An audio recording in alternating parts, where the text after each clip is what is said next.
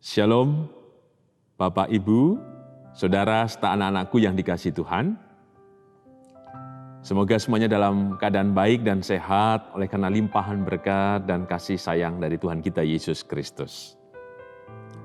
Hari ini kita bersama berjumpa kembali untuk merenungkan kebenaran Tuhan yang didasarkan dari Mazmur 17 ayat 1 sampai dengan ke-7 dan ayat yang ke-15. Mari sebelum kita merenungkan sabdanya, kita menyatukan hati di dalam doa. Bapa di dalam sorga, kemurahan dan kasih-Mu telah terjadi di dalam kehidupan kami. Oleh karena itu kami merayakan dengan syukur dan sukacita atas anugerah, karya dan mujizat-Mu yang senantiasa bekerja dengan kekal menopang dan menegakkan kehidupan kami. Dan hari ini ya Tuhan, kami kembali diteguhkan dan dihantarkan untuk menemukan dan menerima kembali anugerah-Mu dalam kebenaran-Mu itu, melalui Mazmur 17 ayat 1 sampai dengan ke-7 dan ayat yang ke-15. Oleh karena itu ya Tuhan Yesus, berfirmanlah dan berkaryalah. Biarlah kebenaran-Mu yang terjadi oleh kasih dan kemurahan-Mu itu. Dan kami mohon ampun atas setiap dosa dan pelanggaran kami Tuhan. Kuduskan dan layakan kami, supaya melalui kemurnian yang Kau berikan pada kami melalui pengampunan-Mu itu, membuat seluruh tubuh jiwa roh kami Kau cipta ulang dalam kesempurnaan kasih-Mu. Dan di dalam-Mu Tuhan Yesus, kami naikkan doa ini dengan syukur, dengan percaya dan berserah. Amin.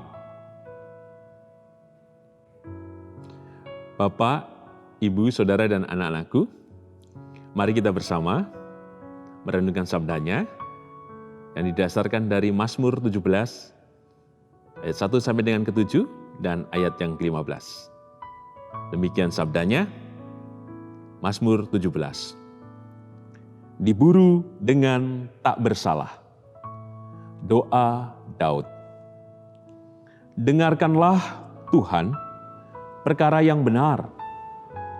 Perhatikanlah seruanku, berilah telinga akan doaku, dari bibir yang tidak menipu. Daripada-Mulah kiranya datang penghakiman, matamu kiranya melihat apa yang benar. Bila Engkau menguji hatiku, memeriksanya pada waktu malam, dan menyelidiki aku, maka Engkau tidak akan menemui sesuatu kejahatan. Mulutku tidak terlanjur tentang perbuatan manusia, sesuai dengan firman yang Engkau ucapkan. Aku telah menjaga diriku terhadap jalan orang-orang yang melakukan kekerasan. Langkahku tetap mengikuti jejak-Mu, kakiku tidak goyang. Aku berseru kepadamu, karena Engkau menjawab aku, ya Allah. Sendengkanlah telingamu kepadaku, dengarkanlah perkataanku. Tunjukkanlah kasih setia-Mu yang ajaib. Ya Engkau yang menyelamatkan orang-orang yang berlindung pada tangan kanan-Mu terhadap pemberontak. Ayat ke-15. Tetapi aku dalam kebenaran akan kupandang wajah-Mu, dan pada waktu bangun aku akan menjadi puas dengan rupa-Mu. Berbahagialah kita yang mendengarkan sabdanya, dan berbahagialah kita yang percaya. Haleluya. Amin. Bapak, Ibu, Saudara, dan anak-anakku yang dikasihi Tuhan, tema hari ini, hidup dalam visi kerajaan Allah. Siapapun tidak mau dipersalahkan, termasuk anak-anak. Karena tentu saja kita menganggap diri itu benar. Atau kadang kesalahan yang kita perbuat pun kita bela mati-matian, supaya kita tetap dipandang benar oleh orang lain. Teks yang kita renungkan hari ini, Daud atau pemazmur tidak sedang membela kesalahannya supaya benar di hadapan Tuhan atau supaya Tuhan membela dirinya. Beda dengan kita yang seringkali menutupi kesalahan kita atau membenarkan kesalahan kita. Bahkan mungkin mengajak yang lain, sekalipun itu salah, untuk masuk dalam kebenaran yang salah dalam diri kita. Contohnya, hoax, atau berita fitnah dan lain sebagainya, menghakimi yang lain, menilai yang lain. Bukan itu yang dimaksudkan di Mazmur pasal 17 ini. Daud mempertanggungjawabkan kebenaran yang bukan menurut pikiran, perasaan, dan nilai-nilai yang muncul dari pikirannya saja. Tetapi ia mendasarkan pada kebenaran yang Tuhan sudah ajarkan dalam kehidupannya. Mari kita lihat bagian yang pertama. Ayat 1 sampai dengan ayat yang kedua. Doa Daud. Dengarkanlah Tuhan perkara yang benar. Perhatikanlah seruanku. Berilah telinga akan doaku. Dari bibir yang tidak menipu. Daripada mulah kiranya datang penghakiman. Matamu kiranya melihat apa yang benar. Pemazmur atau Daud terdesak. Karena sesuai dengan judul perikop, diburu dengan tak bersalah, ia sedang berhadapan dengan sebuah kenyataan. Bahwa ia mempertanggungjawabkan kehidupannya tetapi kemudian dipersalahkan oleh yang lain. Oleh karena itu, yang ia lakukan adalah menyerahkan itu kepada Tuhan. Ini yang menarik di ayat yang pertama dan kedua. Ia berani berkata dengan Tuhan. Bahkan, daripada mulah kiranya datang penghakiman, ia siap dihakimi Tuhan.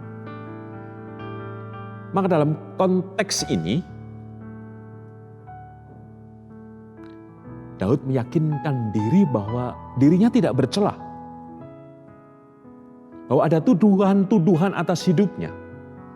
Ia bisa pertanggungjawabkan itu dan ia serahkan kepada Tuhan untuk menghakimi itu. Inilah pesan pertama bagi kita bersama. Seringkali mungkin kita dituduh macam-macam oleh yang lain. Bahkan nama kita disebarluaskan. Yang negatif, yang jelek, dan lain sebagainya kemana-mana. Dan kita tidak tahan akan hal itu. Untuk memunguti satu persatu.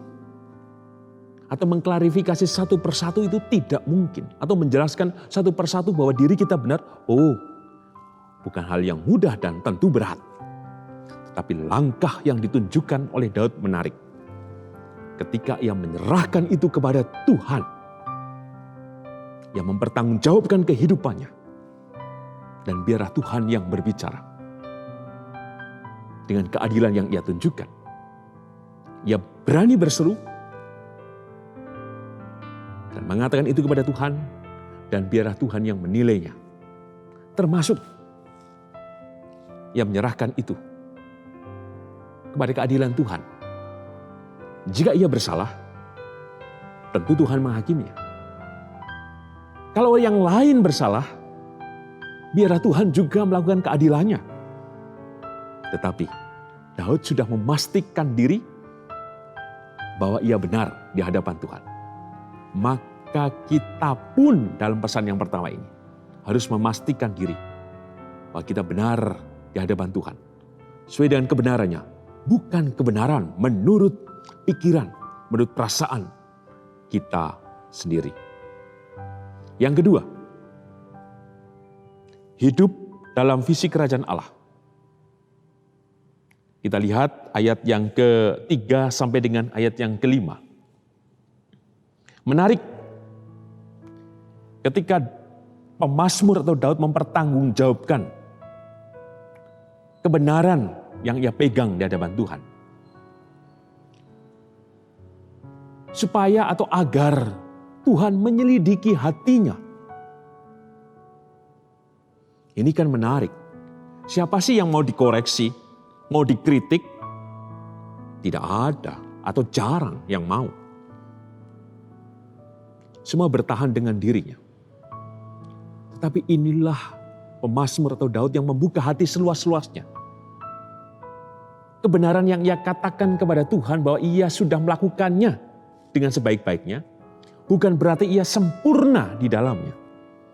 Oleh karena itu, ia membuka dirinya untuk diuji oleh Tuhan. Di ayat yang ketiga, bila engkau menguji hatiku, memeriksanya pada waktu malam, dan menyelidiki aku, maka engkau tidak akan menemui sesuatu kejahatan, mulutku tidak terlanjur. Ya siap, Tuhan silahkan engkau menguji, menyelidiki hati dan pikiranku.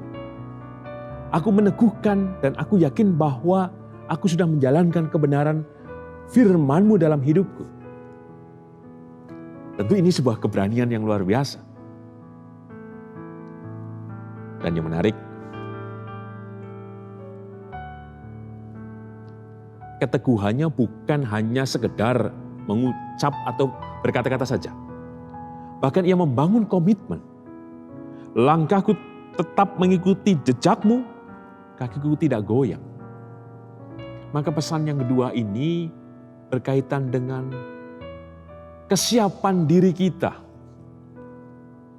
Membangun refleksi kehidupan. Dengan meneliti bukan orang lain. Tapi menyelidiki dan meneliti dan menilai siapa diri kita sesungguhnya di hadapan Tuhan. Jika dengan benar pula berdasarkan firman-Nya, tentu kita akan tahu siapa, bagaimana diri kita. Dan seperti apa diri kita. Daud membuka dirinya. Dan ia berkomitmen untuk mengikuti ketetapan Tuhan. Maka panggilan kita bersama di pesan yang kedua ini, mari kita dengan terbuka. Mau diubahkan, mau diselidiki, mau dibenarkan oleh Tuhan. Supaya kebenaran-kebenaran menurut diri kita atau pikiran kita adalah kebenaran yang dipatahkan untuk kemudian digantikan dengan kebenaran yang Tuhan tunjukkan atas kehidupan kita bersama. Butuh kerendahan hati untuk kita mau berubah. Yang ketiga, aku berseru kepadamu karena engkau menjawab aku, ya Allah. Sedengkanlah telingamu kepadaku, dengarkanlah perkataanku. Tunjukkanlah kasih setiamu yang ajaib, ya Engkau, yang menyelamatkan orang-orang yang berlindung pada tangan kananmu terhadap pemberontak. Bagian ketiga di ayat 6 sampai dengan ke-7. Kenapa Daud datang kepada Tuhan? Karena senyata-nyatanya ia yakin bahwa kebenaran itu ada pada Tuhan. Dan Tuhan tidak akan pernah salah untuk menilai atau menghakimi atau menyelidiki, memeriksa kehidupan setiap orang. Maka ia serahkan itu kepada Tuhan dan ia yakin bahwa Tuhan berlaku adil. Dan Tuhan menyelamatkan kehidupannya dari siapapun yang menuduhnya bersalah. Karena sang kebenaran itu adalah Tuhan. Maka Tuhan mengukurkan kebenaran itu dalam dirinya. Dan ia siap. Maka Daud yakin ketika ia mengembalikan kebenaran yang ia jalankan menurut firman-Nya, Tuhan akan menyelamatkan kehidupannya.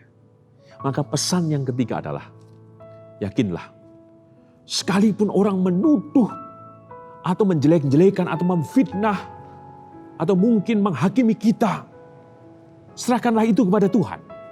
Maka kebenarannya akan bertindak. Beberapa kali saya mengatakan dan mengutip kata-kata seorang guru besar ilmu hukum, Profesor Syahid Tapi, yang mengatakan bahwa Sekalipun kesalahan itu berlari dengan cepat, tapi kebenaran akan selalu mendahulinya, bahkan melampauinya. Maka yakinlah bahwa kebenaran yang kita pegang di dalam Tuhan akan melampaui, melalui, dan melewati semua tuduhan atau apapun yang menekan dan menghakimi kita. Syaratnya, jika kita benar-benar hidup pada kebenaran firman-Nya. Sebagai pesan kita bersama, hidup dalam visi kerajaan Allah membangunkan kita kembali untuk berpulang, bukan menurut anggapan orang lain, tetapi mendasarkan diri pada kebenaran yang dari Tuhan. Mari kita menguji dan menyelidiki hati kita pada kebenarannya yang sejati. Agar apa? Di ayat yang ke-15. Tetapi aku dalam kebenaran akan kupandang wajah-Mu, dan pada waktu bangun aku akan menjadi puas dengan rupa. Kupandang. Inilah visi kehidupan kita ke depan. Memandang wajah Tuhan, memandang kebenarannya yang menjadi dasar kehidupan kita sehari-hari. Maka yakinlah, jika kita hidup dalam visi kerajaan Allah, dengan memandangnya dalam kebenarannya, kita akan diselamatkan. Sekalipun banyak hal yang menekan atau menghakimi dan menilai kita, tapi jika kebenaran itu kita jalankan dalam kehidupan, Tuhan akan menghakimi kita dengan adil. Karena kebenarannya menyelamatkan. Dan tentu saja Tuhan membela kita. Sebagai pertanyaan panduan untuk menjadi bahan refleksi dalam PA wilayah ataupun untuk refleksi pribadi lepas pribadi. Yang pertama, sejauh mana kebenaran melalui firman-Nya kita jalankan dengan sungguh-sungguh. Yang kedua, apakah kita telah membuka diri untuk senantiasa mau diuji dan mau dibenarkan oleh firman-Nya. Dan yang ketiga, apakah ada komitmen kita untuk senantiasa memandang kebenaran yang darinya, memandang kuasa dan kasih-Nya yang menjadi pengharapan kita, sehingga kita tidak mengandalkan menurut kebenaran diri kita, tapi kebenaran yang dari Tuhan, itu kasih, damai, mengampuni, berbagi, menyatakan sukacita dan berkat atas kehidupan bersama. Dan sebagai penutup, mari kita menyatukan hati di dalam doa untuk membangun kembali komitmen kita kepadanya dengan sungguh-sungguh. Mari kita berdoa. Bapa dalam sorga, kami mengucap syukur. Kebenaran-Mu dinyatakan di dalam kehidupan kami. Engkau mengingatkan terus-menerus kepada kami bahwa kebenaran-Mu melalui firman-Mu itu Tuhan adalah kehidupan kami. Sehingga sekalipun banyak hal harus kami lewati dan terjadi, tapi kebenaran-Mu lah yang menopang dan yang membangkitkan semangat juang kami. Oleh karena itu Tuhan, biarlah kami kembali pada kebenaran-Mu yang sejati, bukan menurut kebenaran-kebenaran diri kami. Sehingga ketika kami mempertanggungjawabkan diri kami di hadapan-Mu Tuhan, Engkau menyelidiki dan nilai kami benar karena kami tidak melakukan kejahatan itu. Kami sadar Tuhan, kebenaran-Mu tidak kami jalankan dengan sempurna. Karena ada kejahatan-kejahatan yang kami simpan atau telah kami lakukan. Bahkan seringkali kebenaran-Mu kami gantikan dengan kebenaran kami, dan kami mengklaim bahwa itu kebenaran yang dari-Mu Tuhan. Oleh karena itu ajarkanlah kami kembali pada-Mu Tuhan, pada firman-Mu yang hidup dan menghidupkan kami, supaya hidup kami Tuhan ada dalam visi kerajaan-Mu, ya Tuhan Yesus. Oleh karena itu ya Tuhan Yesus, kami menyerahkan setiap kehidupan kami, pribadi lepas pribadi pada tangan rahmat dan kuasa-Mu yang bekerja, memelihara kehidupan kami kini dan selamanya. Dan tolonglah secara khusus Tuhan untuk kehidupan hamba-Mu yang dalam keadaan sakit dan pemulihan kesehatan. Untuk Bapak Rasdiman, untuk Ibu Arumsari, untuk Bapak Setiantono, untuk Ibu Tambenawas, Ibu Buyung, dan juga Bapak Yonatan, serta yang lainnya yang tidak bisa kami sebutkan satu persatu. Bila kasih damai dan berkat-Mu Tuhan yang memulihkan dan menyatakan berkat serta kuasa. Inilah doa kami Tuhan, yang kami naikkan dengan syukur dan percaya. Hanya dalam nama Tuhan kami, Yesus Kristus, Sang Juru Selamat yang agung. Amin. Demikian renungan pada hari ini. Kiranya menjadi berkat atas kehidupan kita bersama. Tuhan Yesus memberkati kehidupan Bapak, Ibu, Saudara, dan anak-anakku. Amin.